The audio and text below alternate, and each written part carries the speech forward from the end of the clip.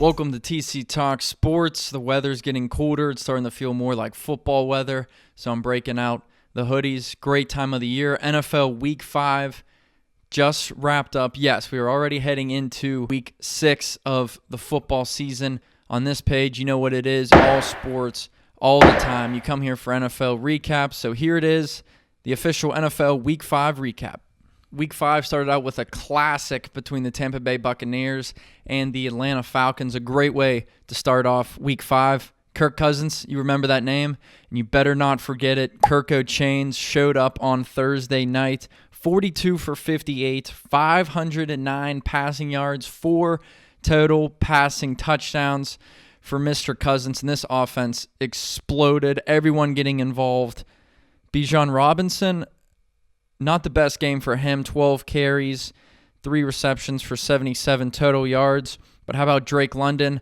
I say every week I'm like iffy if he's that number one guy, but he is definitely that number one guy, and he's proving to be one of the top receivers in the league now that he has a more than capable quarterback.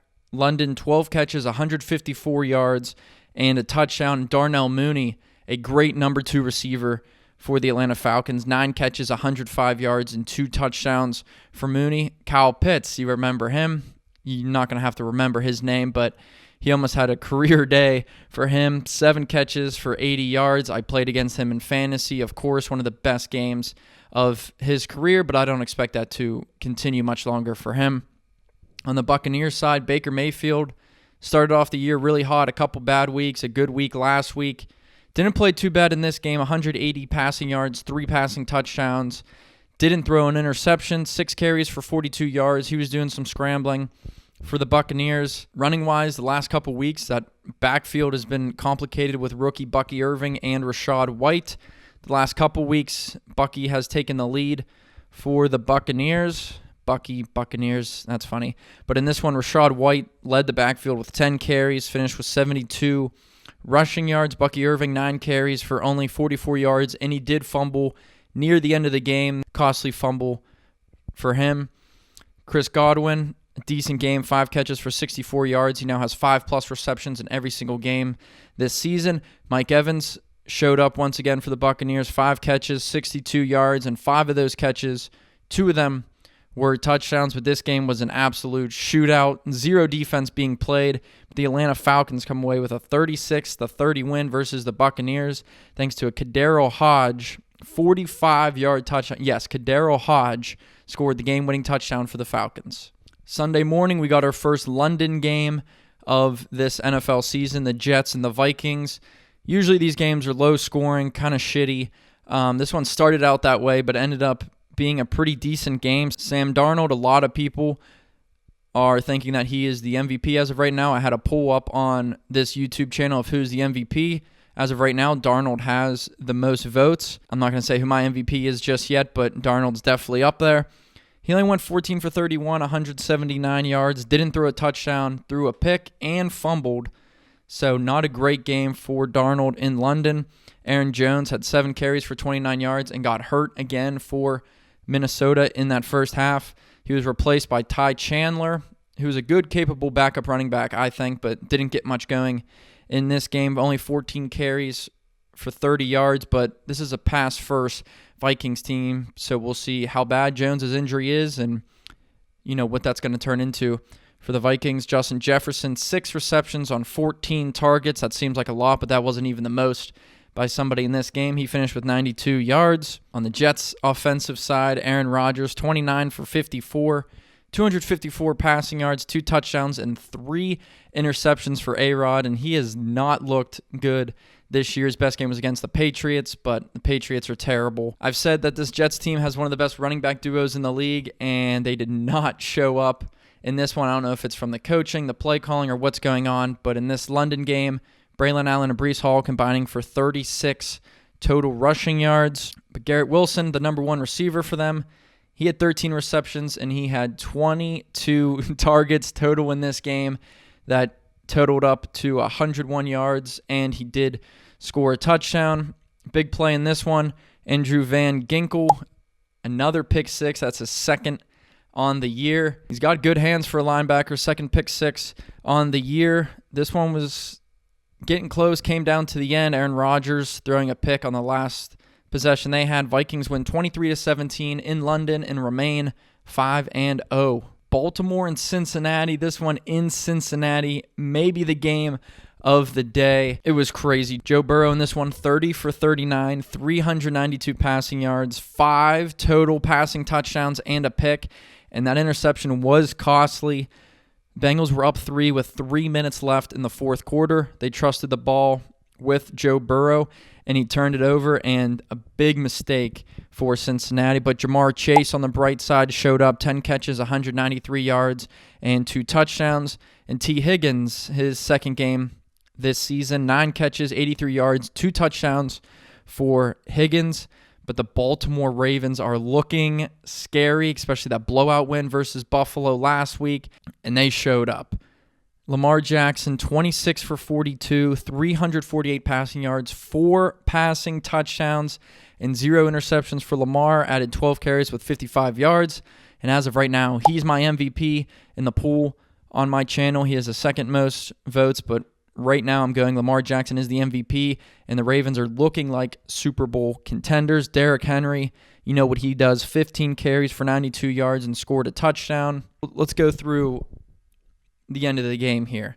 It was 38-35 with 3 minutes left in the fourth quarter. Coming after that Joe Burrow interception, Justin Tucker nailed a 56-yard field goal to tie the game. He's had a couple misses this year, so this wasn't a guarantee make like it has been in recent years. First overtime possession, Lamar Jackson fumbled, recovered by Cincinnati. They got down to the Baltimore 35, and Evan McPherson had a 53-yard field goal attempt. He missed, but it was not his fault. If you saw the close-up replay of the holder, it was not the best snap, but the holder fumbled it and couldn't get it set up right for McPherson, so he ended up missing. Baltimore's second drive, they give it to their guy, Derrick Henry. He runs 51 yards and sets up a game-winning 24-yard field goal for Justin Tucker. Ravens win this one 41-38. They go to 3-2. Bengals now 1-4, last in the AFC North. But the play of the game was late in the game. Lamar Jackson scrambling. First, he fumbled the snap, scrambled to his right. Stiff arm Sam Hubbard twice, put him on the ground. Jumping out of bounds, throws a jump ball to Isaiah Likely, caught for a touchdown. It was just a ridiculous play. People still don't understand how good of a football player Lamar Jackson is. He's going to win MVP. Baltimore's going to make a playoff run. But right now, they're only 3-2, so they still have some work to do. Colts and the Jaguars. Jacksonville looking for its first win on the season, starting out 0-4. There is a short on this channel and a TikTok that kind of blew up a little bit from me shitting on Trevor Lawrence and how bad he is. He has 2 top 5 receivers in separation versus man coverage. I don't know how much they're getting man coverage or zone coverage or whatever, but basically took a dump on Trevor Lawrence, and he might have saw it, who knows, because he showed out in this game for Jacksonville. 28 for 34, 371 yards, and 2 passing touchdowns for Lawrence. Similar to the Buccaneers backfield, this one has been a little confusing so far this year with Tank Bigsby and Travis Etienne. Well, this game was the Tank Bigsby show. 13 carries, 101 rushing yards, and 2 touchdowns for the second year. Running back Etienne, only 6 carries for 17 yards, but he did get involved in the passing game. He had 6 catches for 43 yards. And I've been saying all year, who knows if it's Christian Kirk or Brian Thomas, the number 1 receiver. Kirk had a touchdown, but less yards. Brian Thomas finished with 5 catches, 122 yards, and a touchdown. And he's looking like the favorite receiver for Trevor Lawrence, and he's been very impressive, low-key very good for Jacksonville this year. On the Colts side, Joe Flacco getting the start. Anthony Richardson injured last game.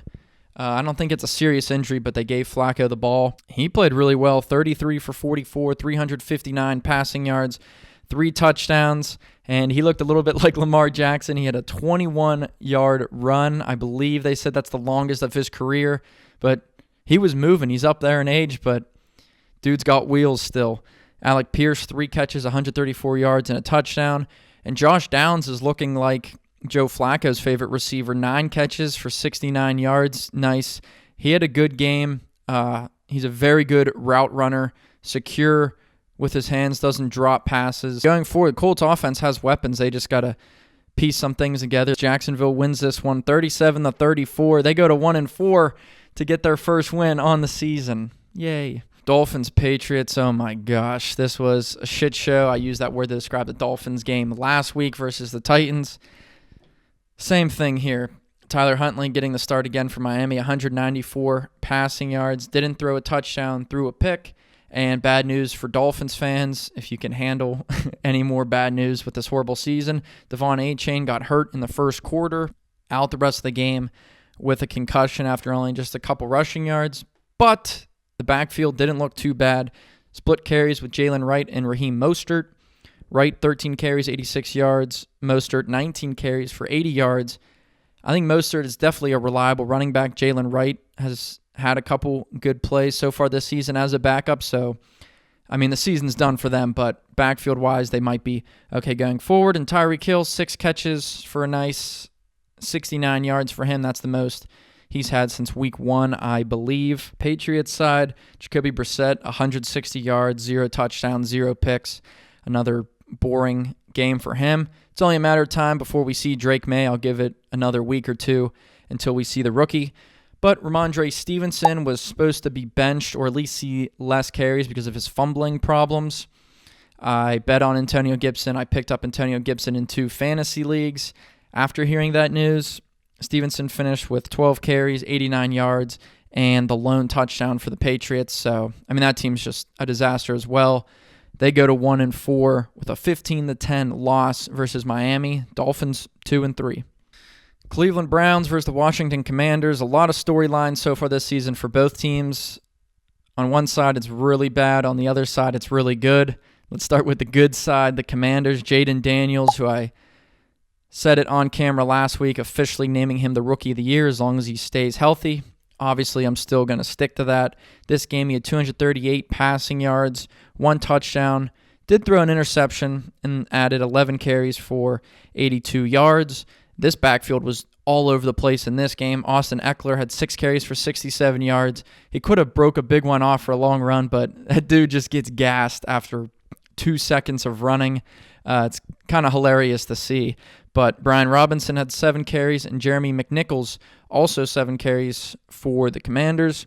Terry McLaurin, 4 catches, 112 yards. He's starting to find some chemistry with rookie Jaden Daniels. Big chunk of that coming on a 66-yard catch. Couldn't find the end zone, of course, but a big play for the Commanders and a scary-looking offense still going through Week 5.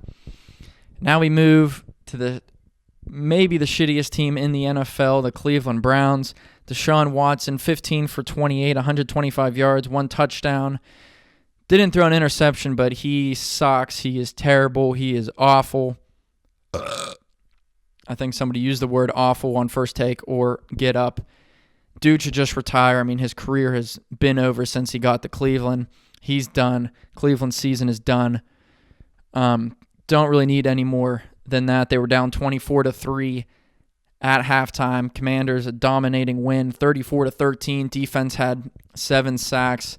They look good, only giving up 13 points, but Browns are god-awful. Bills-Texans, this one was an interesting game. This one in Houston, pulling out the new uniforms, alternate uniforms. I wasn't a big fan of the uniforms. I like the helmets, but nothing special, I don't think. Leave a comment below if you liked or didn't like the uniforms, because I've heard some mixed reactions. Buffalo was down 20-3 with 11:15 to go in the third quarter. Ended up scoring 17 unanswered points to tie the game up. Like, somehow, a lot of crazy things happened. Josh Allen only went 9 for 30, 131 yards, and a touchdown. All year, he's been spraying the ball around the field to different receivers. This game, a couple guys had some catches, but no receiver had more than 2 catches in this one. It was a weird game for this high-powered Buffalo offense. They did not have Khalil Shakir, so that might have hurt a little bit. Curtis Samuel was supposed to have a bigger game. He was basically non-existent.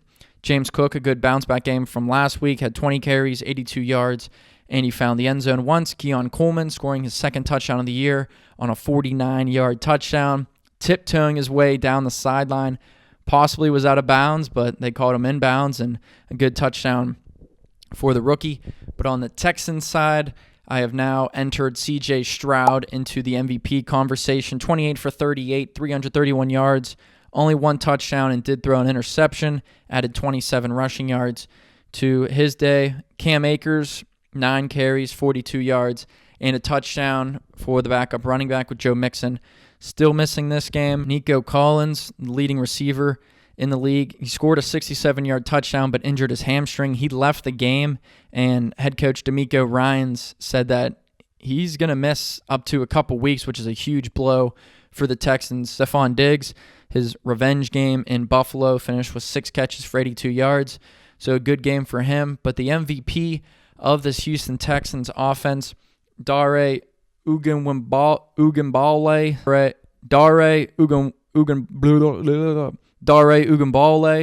15 carries, but only 30 yards, but he had 6 catches for 57 yards. But maybe the actual MVP, Kaimi Fairbairn, might be the best kicker in the league at this point. As I said, 17 unanswered points for the Bills. I ended up tying it up in the fourth quarter, but Fairbairn, a game-winning 59-yard field goal for the Texans to win 23-20.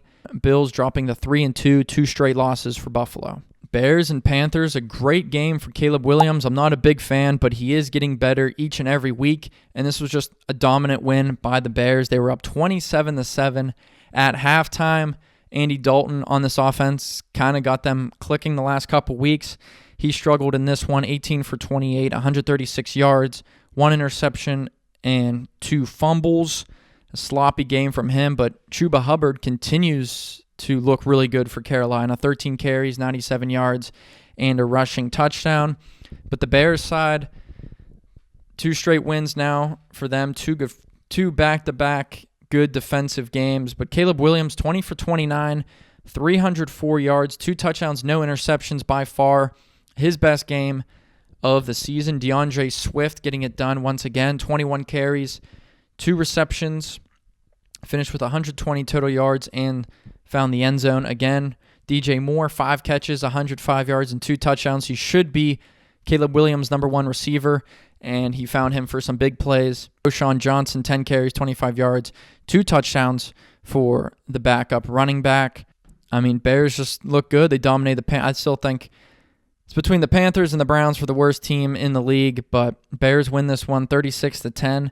They go to 3-2, Panthers dropping to 1-4. Raiders versus the Denver Broncos. Broncos pulling out the old throwback alternate uniforms. I love them. This is another one. Put in the comments if you liked those Broncos uniforms. Pat Surtain, arguably the best corner in the game, and he proved why in this one. 2 interceptions, including a 100-yard pick 6.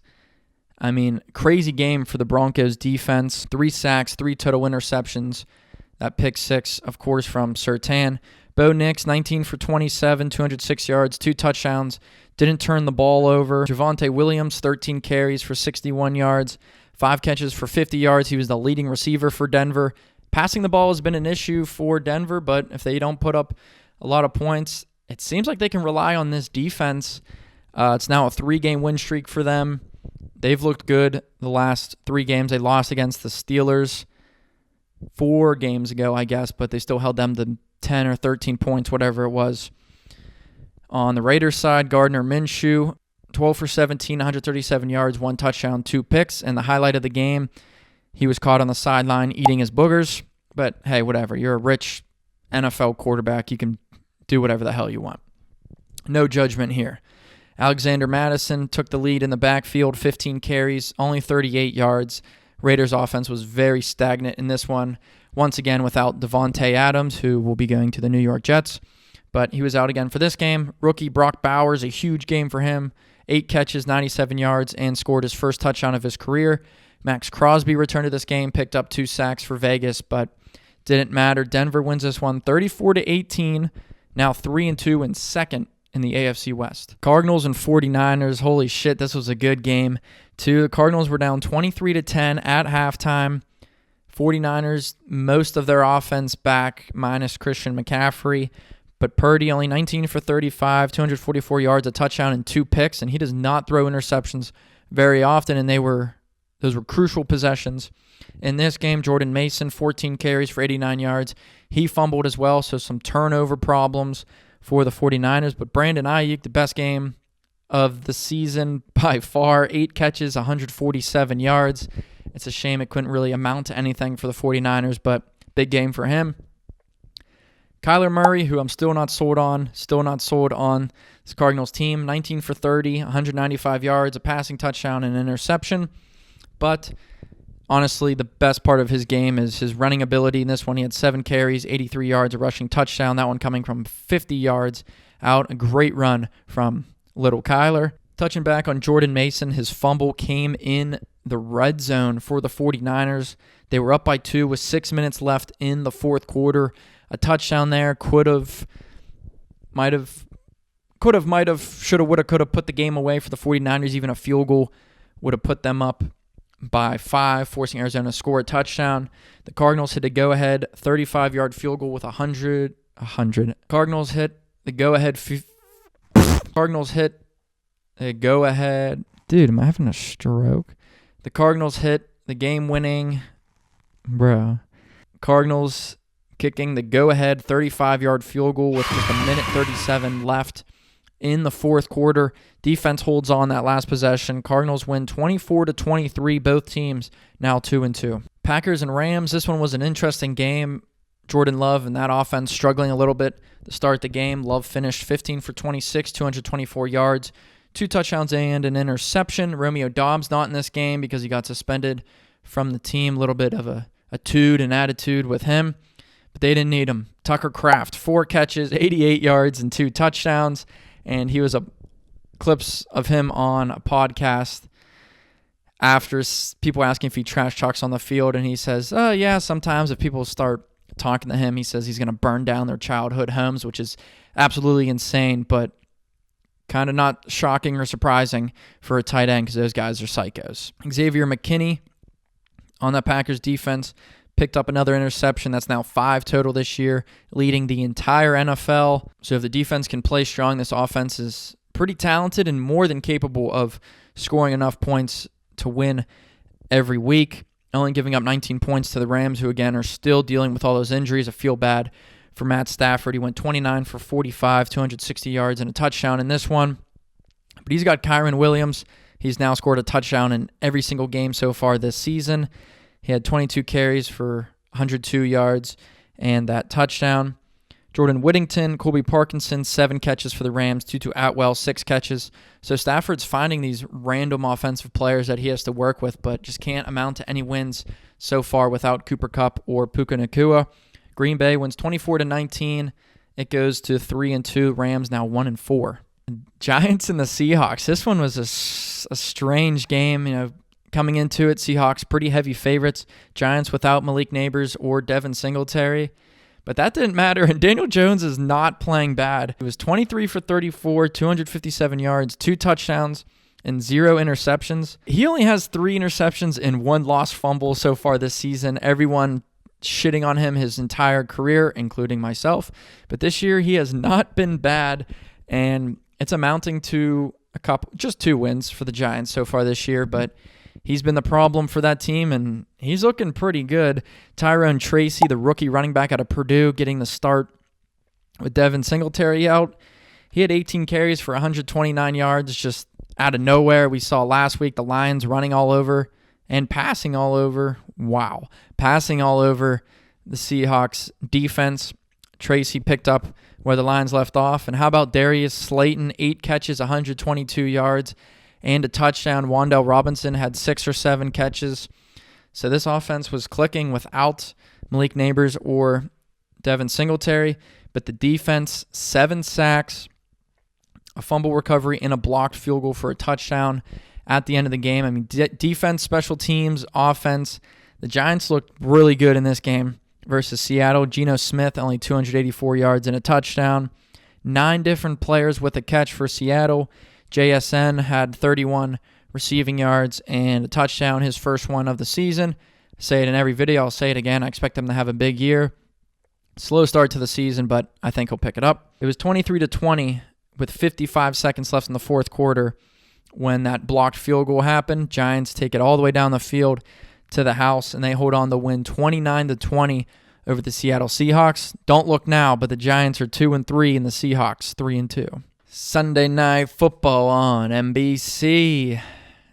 I hate the Steelers. If you don't know that by now, now you do. From Pittsburgh, probably the biggest Steelers hater out there. After over an hour weather delay at Acrisure Stadium, Dave DiCello, a photographer here in Pittsburgh, he is absolutely incredible, taking some crazy pictures of the weather during that delay. This was a Pittsburgh Steelers type of football game, bad weather at home in prime time versus one of the most historic franchises in all of professional sports. This was a big game for Dallas, more importantly, I think, to keep ground in the NFC East. Dak Prescott in this one, 29 for 42, 352 yards, 2 touchdowns, 2 picks, and a fumble. I mean, the stats seem pretty good, but I don't think he had the best of games that he possibly could. Those interceptions were just bad throws, poor decisions. Had more complications and frustrations with CeeDee Lamb in this one.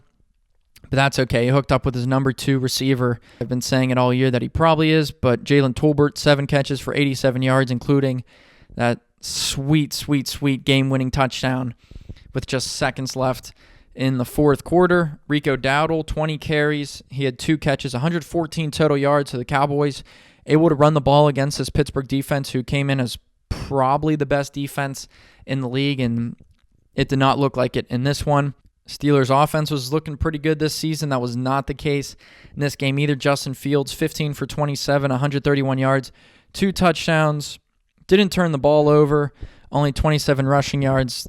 Second least total yards for Justin Fields so far this season.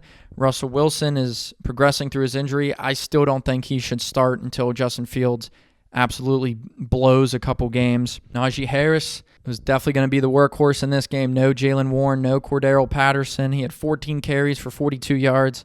He was also the leading receiver in this game for Pittsburgh. 2 catches, 35 yards. Crybaby George Pickens, 3 catches for 26 yards off of 7 targets. And that third catch came on the last play of the game where they were just throwing the ball around the field in desperation mode. His eye black said open always. Wasn't too open in this game. And of course, he just sits on the bench and complains. Terrible attitude from Pickens. Super talented, don't get me wrong. I hate the Steelers, but I'm an honest guy. He's super talented. Can be really good when he's on top of his game, but his attitude is just probably amongst the worst in the NFL. Steelers trailed 13-10 at the start of the fourth quarter. They ran a 12-play, 6-minute touchdown drive to Pat Freiermuth, which upon replay showed that it should have been an illegal man downfield, but who cares? Just give it to the Steelers. So they go up 17-13, and then the Cowboys and Dak Prescott, a lot of haters out there, led a 15-play, 70-yard, 4.5-minute drive straight down the field. Cowboys down inside the 10-yard line. Second down, Dak Prescott misses Jalen Tolbert in the end zone. He was open, just a bad throw. He threw it low. I think it hit him in the nuts. They never showed a replay or everything, but he was kind of hobbling around back into the huddle after that play. I think it definitely got him in the gonads. Third down, Cowboys try to run. Steelers defender pulls a Troy Polamalu, jumping over the line, knocking the ball out, but guess who was there to recover it? Dak Prescott, right place, right time, falls on the ball. Cowboys timeout, sets up a fourth down. Cowboys going with the classic, just crossing routes from everybody. Jake Ferguson fell down, so that was -1 option for Prescott. Tolbert going to the left. He got some space. A good throw from Dak. Caught, touchdown. Cowboys go up 20-17, and that's the final score. Cowboys now 3-2. Steelers 3-2. 2-game losing streak for Pittsburgh. There's going to be a lot of talks this week about everyone's attitude, who's going to be the starting quarterback. I would not want to be in that building this week. Monday Night Football, the Chiefs and the Saints. Yay, Chiefs. Chiefs are so good. Spoiler alert, they win this game, go to 5-0. Taylor Swift in the house. Travis Kelce had a big day. 9 catches for 70 yards. Of course he had to, though. A lot of smart people betting on his overs and starting him in fantasy. Big game with no Rashee Rice, who it sounds like his season is over thanks to Pat Mahomes. An unfortunate situation for those two, but it is what it is, and we all know that the Chiefs are going to make it work with whoever they have on the field, and they had Juju Smith-Schuster out there. He is on the Chiefs. He had 7 catches, 130 yards for the Chiefs. Pass was intended to him in the end zone. Could have had a touchdown, but it was a fat boy interception. Great play on the defensive side from the Saints. Mahomes, his over-under was set at like 233, which has to be one of the lowest of his career. He finished 28 for 39, 331 yards. Didn't throw a touchdown and had a pick. So scoring-wise, didn't get much going, but completing passes for yardage and extending drives, that's what he does best. He did that in this one. Kareem Hunt, 27 carries, 102 yards, and a rushing touchdown, getting the start in the backfield for KC. Carson Steele, who would have been the starter if they didn't sign Kareem Hunt, 5 carries, 12 yards, and another fumble. It's a cliche, but that dude has butterfingers for real.